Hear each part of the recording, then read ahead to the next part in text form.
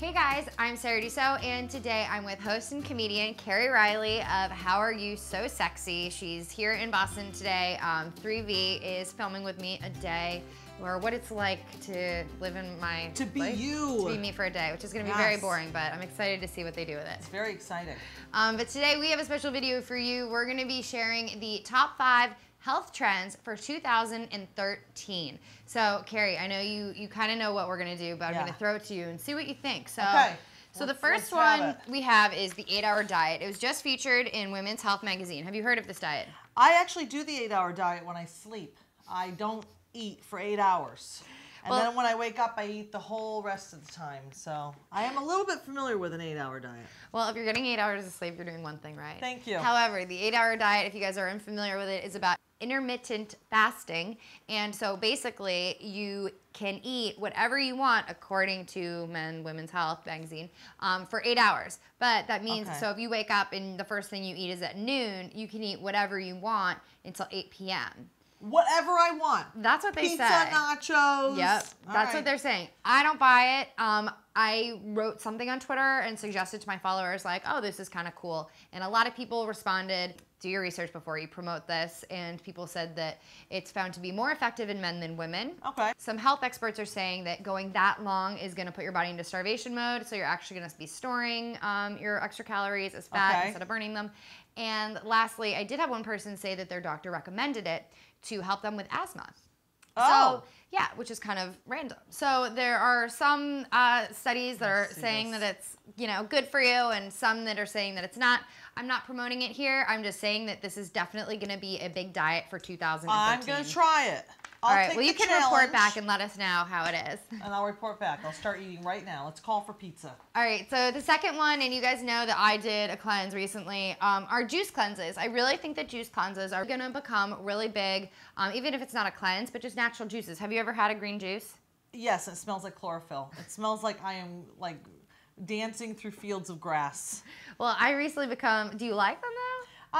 I kind of do, I kind of don't. Okay, well, so Blueprint, which is probably the most well-known brand, just was purchased by Celestial, who you might know, Celestial Tea. Yeah, sure. So they're now being offered in Whole Foods. I've heard some rumors that the ones in Whole Foods are different than the fresh squeezed ones that they send you overnight, because the ones at Whole Foods will last for 14 days, whereas if you just get them sent to you, those will only last for like 3 to 4. Okay. So they're not as fresh raw. But anyway, there are stores, there are cleanses popping up everywhere. This is the Ripe Stuff. This is a Boston local company. Okay. So a lot of cities have their own local companies, and you can try them for 3, 7 days, 1 day. I just finished a 2-day, and I've said this before, I don't do cleanses for weight loss. I do them as a reset button.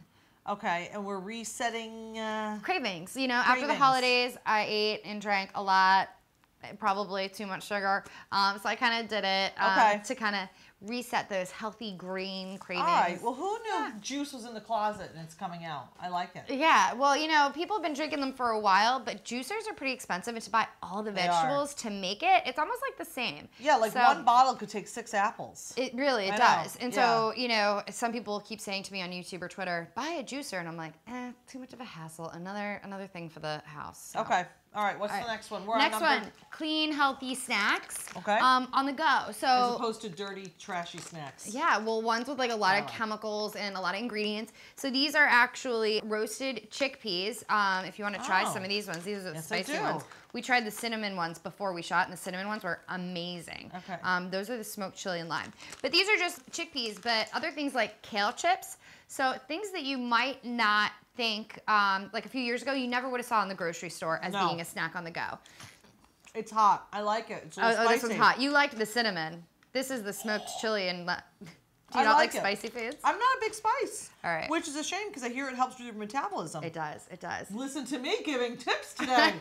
I just gave a big tip. So, well, yeah. So these... It's a little spicy. Do you want me to get you a glass of water? No, I'm fine. So look for these at Whole Foods, or even Trader Joe's has kale chips now. Even things like hummus chips, lentil chips. Companies are really seeing that people like to snack, but they want a healthier snack. They don't want processed things. Everybody knows that I love Laughing Cow cheese, so Laughing Cow wedges, or rather the mini Baby Bells. They've been around for a while, but things like this, the non-processed, pretty clean, small ingredient list, it literally And I like to pretend that Laughing Cow cheese is like a brie. I like to fake my brain out that it's brie, and I smooth it on with a little apple and a little honey. And do you ever make kale chips yourself? I've tried. They don't come out as good. Oh, but I've tried. Yeah, they're pretty good. You got to crank that heat way up. All right. And put more olive oil in it. It's probably need more olive oil. Yeah, a little bit more olive oil. Not much. You can just mist it on. It doesn't need to be crazy. So the other thing is gluten-free snacks are actually tasting good now. So these are rolled oats. They're gluten-free. I'm sure you know oatmeal, boring as well, but you know. When did gluten become the ugly stepsister? It's not necessarily. So this is what I'm going to say about gluten. It's not necessarily the ugly stepsister. Wow. But the thing is that obviously gluten is in wheat, and a lot of wheat products these days really are not that good for us. Okay. So gluten has kind of become one with wheat, because wheat really, there have been stories called Frankenwheat. Like when you get like wheat bread, it's really not like wheat. It's just like white bread that's like, you know, I don't know. Anyway, so people though that do have celiac, so I eat a pretty naturally gluten-free diet. Just the things that I like tend to be low in gluten. But these are just some snack bars. This is the Simply Perfect bar. These are all bars that I bought at Whole Foods. This is a Think Thin bar. This is the new Kind Low Sugar bar, which I'm obsessed with. I love these bars. Cashew ginger spice. Which ones? The Kind bars? Yeah, the Kind bars. These are the low sugar. They're delicious. Have you had them yet? No. Can I try it? Try it. This is my favorite new flavor. I love cashews. Okay. What do you think? I actually really like it. Yeah, it's not as chewy. It's like a little bit more crunchy than their other ones. Yeah. So this is like one of my favorite bars. I think it's 140, 170. We need to count calories, right?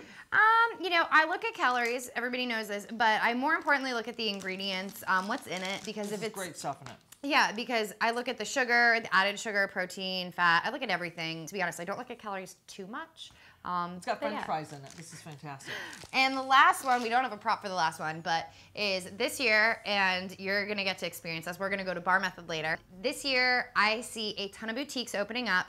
People are no longer keeping their memberships at big box gyms like Equinox or the BSC in Boston, and New York would be New York Sports Club, or Gold's Gym. People are getting rid of those memberships, and they're joining small boutiques like the Bar Method, where we're going to go. Okay, why would I want to be in a smaller space with more people and pay more money? Just asking. Because, well, that's a very good question. It is, isn't it? But it's becoming more popular because people want to feel like they know the studio. So when you go to the Bar Method, it's like, oh, everybody knows your name. It's like Cheers almost. Okay. When you go to a big box gym, no one cares who you are when you go there. Very rarely does anyone talk to you. You're left alone to do your own thing. So it's more of a community in these smaller places. Exactly. Okay. And people, you know, when you go to the class, you know exactly what you're going to do. You don't have to think about it. You know, they just take it all and they, you know, give you a kick-ass workout. Whereas if you just go to the gym, you have to work out on your own. You have to rely on your own motivation. And to be honest, I find that the instructors at these small studios are better trained. Yes, they are. Yeah, and so they can better correct if you have an injury, and also if you have, like, you know, any type of issue. If you're not doing it right, they're better at that. So yeah, and I've been to some of those big box gyms where like the trainers are huge and fat, and I'm like, you first, you first. You're gonna tell me to do push-ups? You're first. Awesome. Well, thank you so much for joining in today. I had a blast. And for all of you guys, don't forget to check out the video when it becomes live with Carrie on How Are You So Sexy on 3B's YouTube channel. And let us know if we missed your favorite trend for 2013 down below. We'll see you soon. Bye.